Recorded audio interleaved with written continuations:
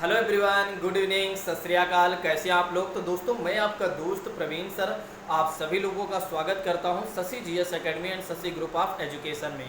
तो दोस्तों, जैसा कि आप लोग जानते हैं कि लगातार हम पॉलिटी के क्वेश्चन को कर रहे हैं। अभी तक हमने प्रस्तावना के सारे क्वेश्चन को कर लिया, साथ ही साथ उसके बाद हमने मौलिक अधिकार का नागरिकता वाला चैप्टर हमने किया, फिर मौलिक अधिकार वाला चैप्टर हमने किया, फिर उसके बाद राज्य के नीति मौलिक कर्तव्य वाला किया और राज्य के नीति निर्देशक सिद्धांत के बारे में हमने किया। अब हम करने वाले हैं, यानी कि अब हम पढ़ेंगे आज जो हमारी टेस्ट सीरीज होगी वो सारे क्वेश्चन जो हैं राष्ट्रपति पर हैं, राष्ट्रपति महोदय पर हैं। इस बात को ध्यान रखिएगा। राष्ट्रपति से संबंधित जितने भी प्रश्न बनते हैं वे सारे प्रश्न यहाँ पर आपको देखने को मिलेंगे। आइए बात करते हैं, किसी और बात की चर्चा न करते हुए सीधा आते हैं आज के अपने पहले प्रश्न पर। तो आज का हमारा पहला प्रश्न है, भारतीय सशस्त्र सेनाओं का सर्वोच्च कमांडर कौन होता है। प्रधानमंत्री, राष्ट्रपति, रक्षा मंत्री, सबसे लंबे समय तक सेवारत सेना का अध्यक्ष जो होता है, क्या वह होता है। जल्दी से इसका आंसर बताइए कि भारतीय सशस्त्र मतलब तीनों सेनाओं का सर्वोच्च कमांडर कौन होता है। जल्दी से इसका आंसर बताइए। बहुत ही सरल प्रश्न है। तो इसका आंसर हो जाएगा मेरे प्रिय दोस्तों, इसका आंसर हो जाएगा राष्ट्रपति महोदय। इसका आंसर हो जाएगा राष्ट्रपति महोदय सशस्त्र सेनाओं के सर्वोच्च कमांडर होता है। इस बात को ध्यान रखिएगा। चलिए अगले प्रश्न की बात करते हैं। भारतीय संविधान के अनुसार देश का प्रथम नागरिक कौन होता है। बहुत ही अच्छा प्रश्न है। भारतीय संविधान के अनुसार देश का प्रथम नागरिक कौन होता है। प्रधानमंत्री, उपराष्ट्रपति, लोकसभा अध्यक्ष, उपराष्ट्रपति। जल्दी से इसका आंसर बताइए। I am waiting for your answer. फटाफट आंसर करते चलिए, जल्दी से आंसर बताइए। तो इसका आंसर हो जाएगा कि भारतीय संविधान के अनुसार देश का प्रथम नागरिक कौन होता है। राष्ट्रपति होता है, राष्ट्रपति होता है। इस बात को आप लोग ध्यान रखिएगा। वर्तमान में हमारे देश का राष्ट्रपति कौन है, जल्दी से कमेंट करके बताइए, क्योंकि कुछ ही लोग इसका आंसर हो सकता है सारे लोग जानते हों, एक आध लोग ऐसे होंगे जिन्हें नहीं पता होगा।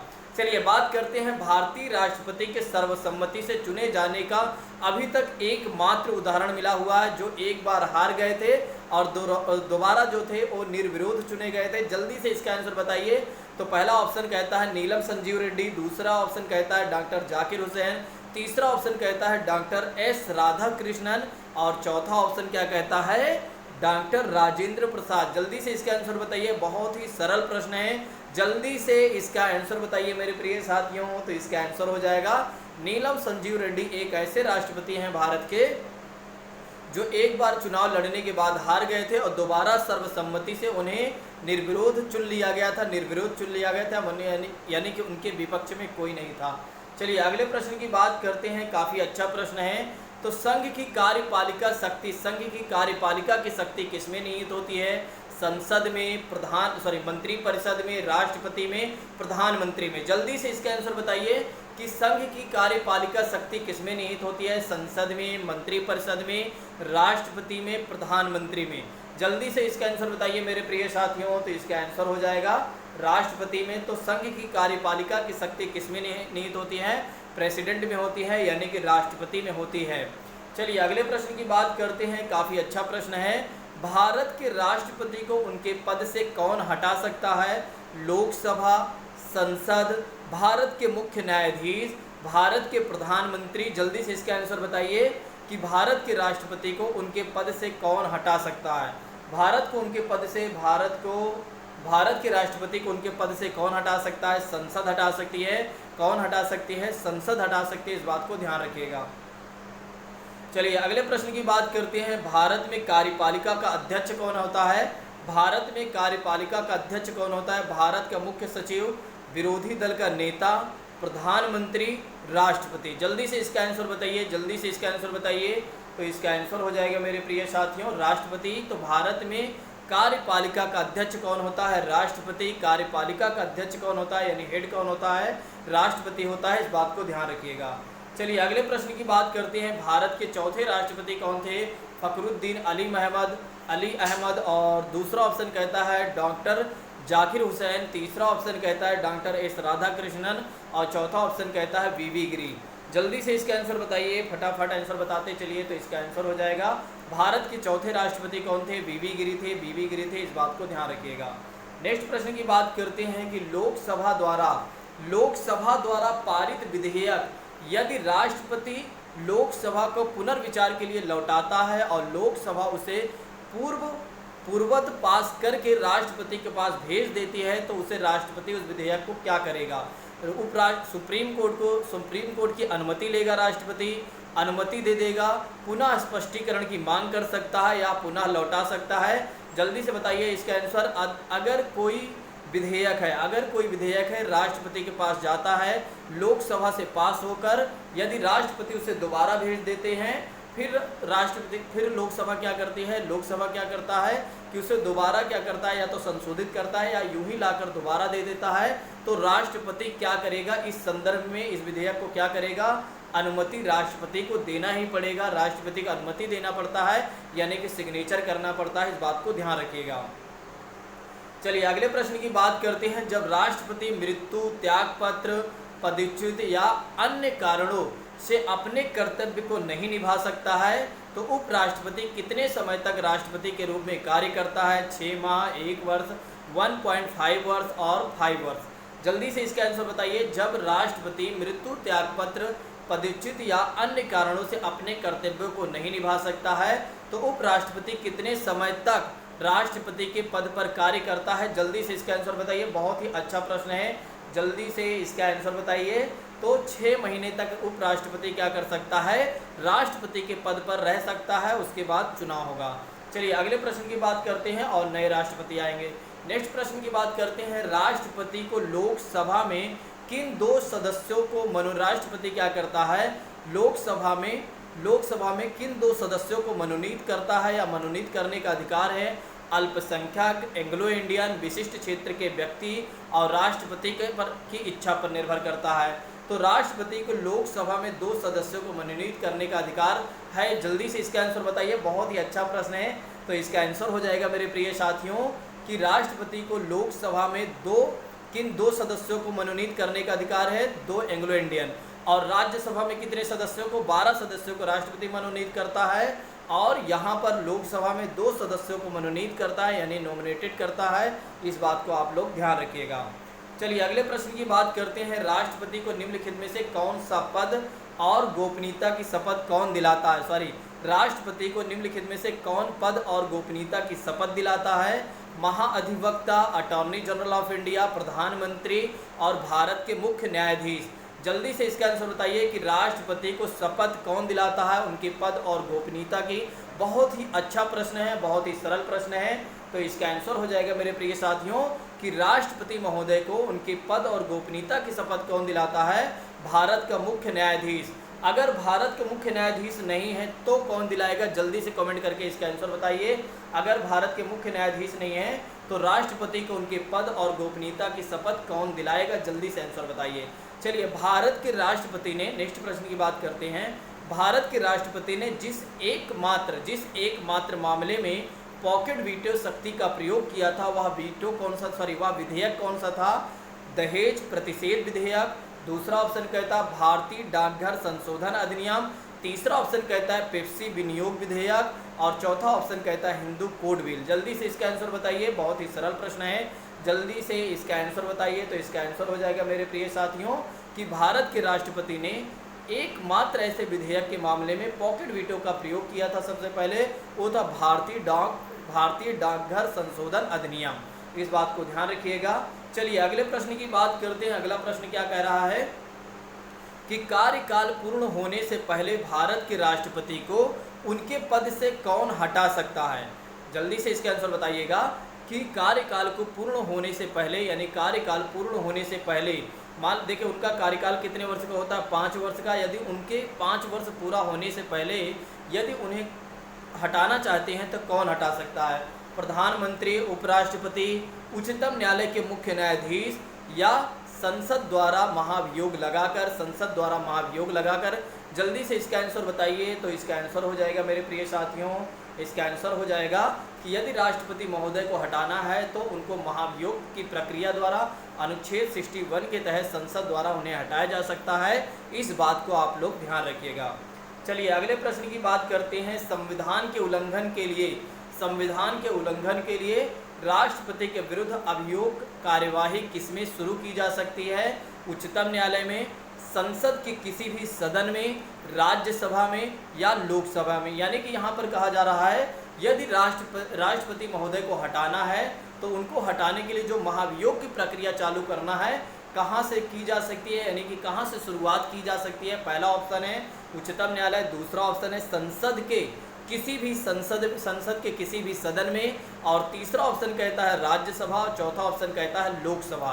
जल्दी से इसका आंसर बताइए। तो इसका आंसर हो जाएगा संसद के किसी भी सदन से चलाया जा सकता है उनको हटाने के लिए प्रक्रिया, यानी महाभियोग की प्रक्रिया चाहे लोकसभा से शुरुआत की जा सकती है चाहे वो राज्यसभा से उसकी शुरुआत की जा सकती है।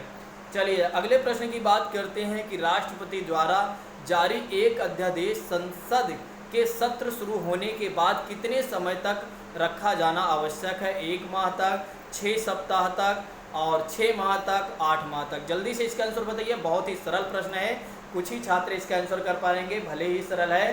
तो इसका आंसर हो जाएगा मेरे प्रिय साथियों, इसका आंसर हो जाएगा 6 माह तक राष्ट्रपति द्वारा अध्यादेश संसद के द्वारा जो अध्यादेश द्वारा कोई कानून लाया जाता है वो संसद के शुरू होने के 6 महीने तक रखा जा सकता है, उसके बाद उस पर चर्चा होती है। चलिए अगले प्रश्न की बात करते हैं कि राष्ट्रपति पद के चुनाव संबंधी विवाद को कौन निर्देशित करता है या कौन सुलझाता है? उच्चतम न्यायालय, निर्वाचन आयोग, लोकसभा अध्यक्ष, संसदीय समिति।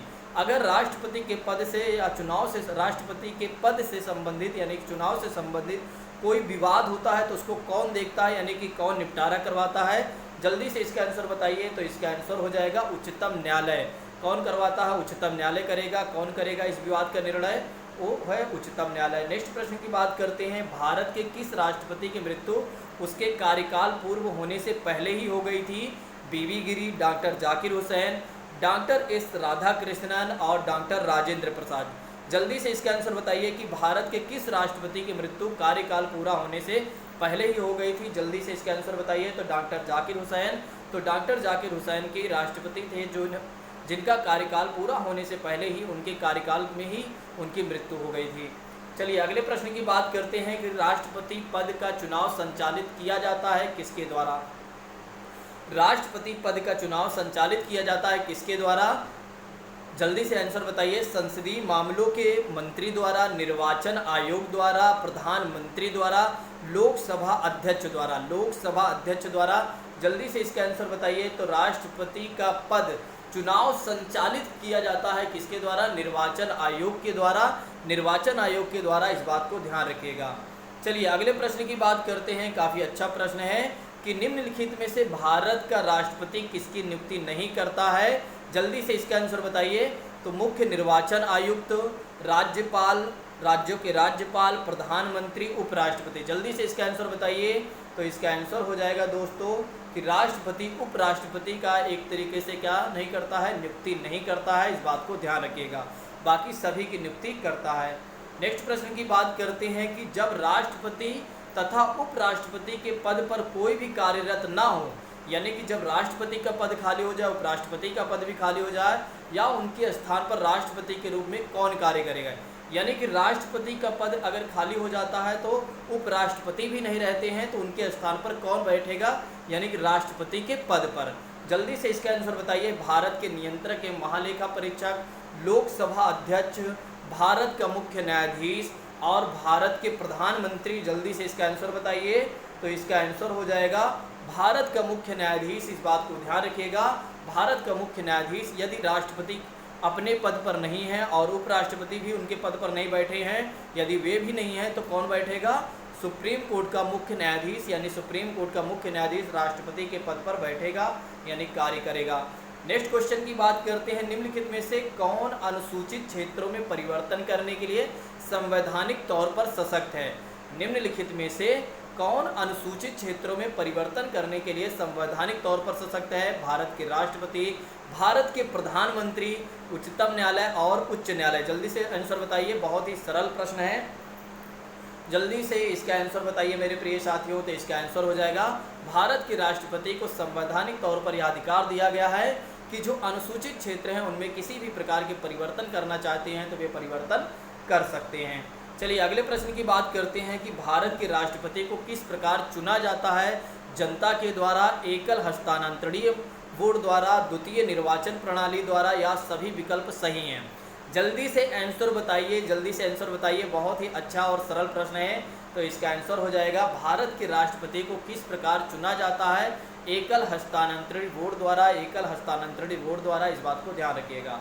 चलिए अगले प्रश्न की बात करते हैं। सांसदों की अयोग्यता संबंधी विवादों का फैसला कौन करता है? सर्वोच्च न्यायालय, चुनाव आयोग, चुनाव आयोग से परामर्श लेकर प्रधानमंत्री, और चुनाव आयोग से परामर्श लेकर राष्ट्रपति। जल्दी से इसका आंसर बताइए कि सांसदों की योग्यता संबंधी विवाद का फैसला कौन करता है?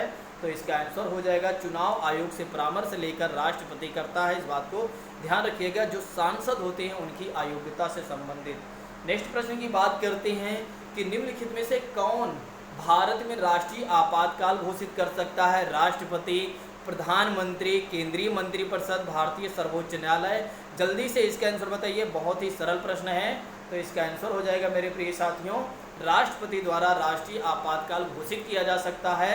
राष्ट्रपति द्वारा राष्ट्रीय आपातकाल घोषित किया जा सकता है।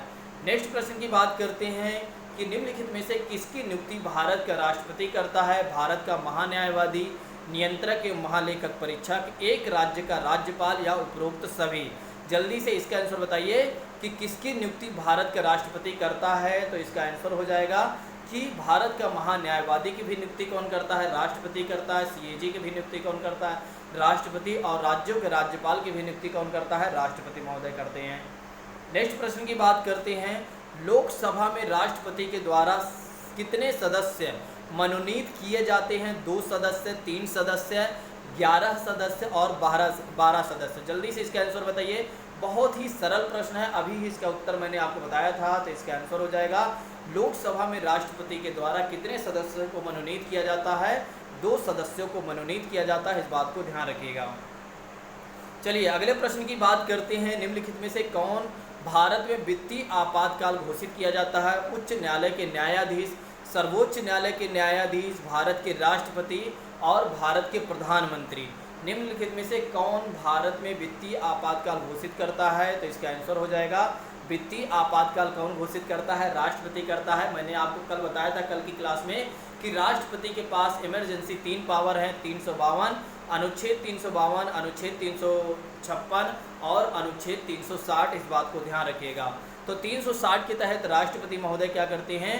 वित्तीय आपातकाल घोषित कर देते हैं, जब हमारे पास बिल्कुल पैसे नहीं रहते हैं तब, यानी कि हमारे देश के पास। नेक्स्ट प्रश्न की बात करते हैं। निम्नलिखित में से कौन राष्ट्रपति के चुनाव में हिस्सा नहीं लेते हैं? तो विधानसभा के नामांकित किए गए सदस्य, इसका आंसर ही हो जाएगा, इसका आंसर ही आपके सामने आ गया।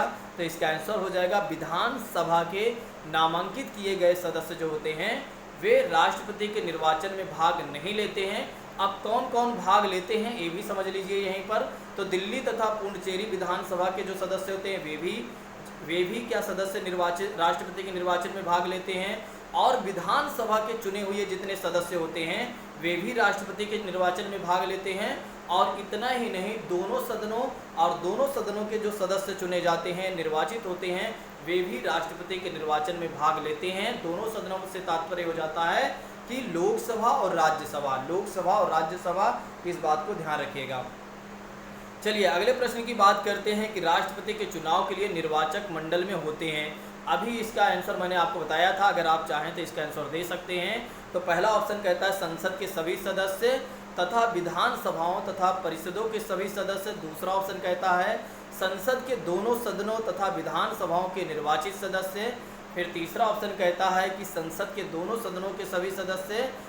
चौथा ऑप्शन कहता है संसद के दोनों सदनों के सभी निर्वाचित सदस्य। जल्दी से इसका आंसर बताइए। बहुत ही सरल प्रश्न है, अभी मैंने इसका उत्तर बताया भी है। तो इसका आंसर हो जाएगा कि राष्ट्रपति के निर्वाचक मंडल में कौन कौन भाग लेते हैं? संसद के दोनों सदस्य के निर्वाचित सदस्य, और विधानसभाओं के भी निर्वाचित सदस्य, और विधानसभा के दिल्ली और पुडुचेरी में भी विधानसभा है तो उनके भी निर्वाचित सदस्य राष्ट्रपति के निर्वाचन में भाग लेंगे। इस बात को ध्यान रखिएगा। चलिए अगले प्रश्न की बात करते हैं। निम्नलिखित में से किसकी नियुक्ति भारत के राष्ट्रपति द्वारा नहीं की जाती है? जल्दी से इसका आंसर बताइए। लोकसभा अध्यक्ष, भारत के मुख्य न्यायाधीश और सेना प्रमुख, और इनमें से कोई नहीं। जल्दी से आंसर बताइए, जल्दी से इसका आंसर बताइए। तो इसका आंसर हो जाएगा मेरे प्रिय साथियों कि लोकसभा के अध्यक्ष की नियुक्ति राष्ट्रपति महोदय के द्वारा नहीं की जाती है, इस बात को ध्यान रखिएगा। नेक्स्ट प्रश्न की बात करते हैं, वित्त विधेयक यानी वित्त बिल की बात करते हैं तो किसकी पूर्व स्वीकृति से लाया जाता है, किसकी पूर्व स्वीकृति लेना आवश्यक है? प्रधानमंत्री, वित्त मंत्री, भारत के राष्ट्रपति और किसी का भी नहीं। जल्दी से इसका आंसर बताइए, बहुत ही सरल प्रश्न है। तो इसका आंसर हो जाएगा मेरे प्रिय साथियों राष्ट्रपति होना चाहिए। ठीक है, तो राष्ट्रपति से राष्ट्रपति इसका आंसर हो जाएगा राष्ट्रपति, इस बात को ध्यान रखिएगा। वित्त बिल के लिए किसकी पूर्व अनुमति लेना आवश्यक है? राष्ट्रपति के, इस बात को ध्यान रखिएगा। मैं अभी फिर से एक बार इंडिकेशन कर दे रहा हूँ, तो ए वाला ऑप्शन सही है। ठीक है, ए थोड़ा मिस्टेक हो गया है। चलिए अगले प्रश्न की बात करते हैं। नेक्स्ट प्रश्न की बात करते हैं, निम्नलिखित में से कौन राष्ट्रपति का कार्य नहीं है? कौन सा कार्य ऐसा है जो राष्ट्रपति का कार्य नहीं है? लोकसभा का सत्र बुलाना, लोकसभा का विघटन करना, लोकसभा का छात्रवासन करना या किसी सत्र के अंतर्गत लोकसभा की बैठकों का आहूत करना। जल्दी से इसका आंसर बताइए। तो इसका आंसर हो जाएगा डी ऑप्शन इज राइट दोस्तों। तो राष्ट्रपति का किसी सत्र के अंतर्गत लोकसभा की बैठकों का आहूत करना इसका काम नहीं है, बल्कि अध्यक्ष का काम है। नेक्स्ट और लास्ट प्रश्न की बात करते हैं, युद्ध अथवा भारत पर आक्रमण होने की स्थिति में निम्नलिखित में से कौन अंतिम रूप से आक्रमणकारी के विरुद्ध घोषणा कर सकता है? राष्ट्रपति, प्रधानमंत्री और मंत्रिमंडल, संसद। जल्दी से इसका आंसर बताइए। तो इसका आंसर हो जाएगा राष्ट्रपति महोदय, इस बात को आप लोग ध्यान रखिएगा। एक और लास्ट प्रश्न है, संघ लोक सेवा आयोग के अध्यक्ष की नियुक्ति कौन करता है? उच्च न्यायालय के न्यायाधीश, सर्वोच्च न्यायालय के न्यायाधीश और भारत के राष्ट्रपति और भारत के प्रधानमंत्री। जल्दी से इसका आंसर बताइए। जल्दी से संघ लोक सेवा आयोग के अध्यक्ष की नियुक्ति कौन करता है तथा सदस्यों की भी नियुक्ति कौन करता है?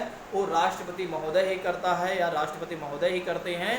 संघ लोक सेवा मतलब कि यूपीएससी के अध्यक्ष और सदस्यों की नियुक्ति की बात की जा रही है।